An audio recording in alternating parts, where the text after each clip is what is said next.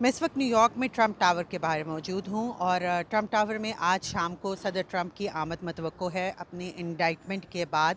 कल उनकी अरेंजमेंट है न्यूयॉर्क की क्रिमिनल कोर्ट में, जिसके लिए वो आज मार-आ-लागो से चलेंगे और यहाँ पे पहुँचेंगे और रात ट्रंप टावर में ही गुजारेंगे।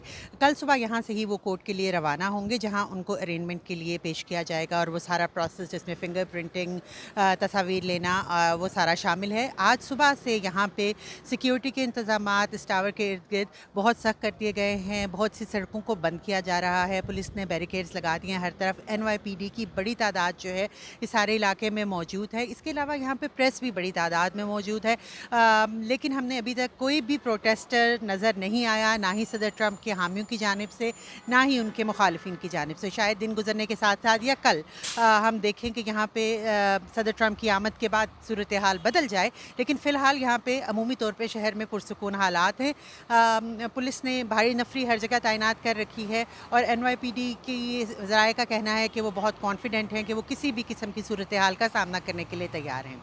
हम आपको न्यूयॉर्क से इस मामले पर मज़ीद अपडेट्स देते रहेंगे। मैं हूँ Aiza Irfan, voice of America, New York.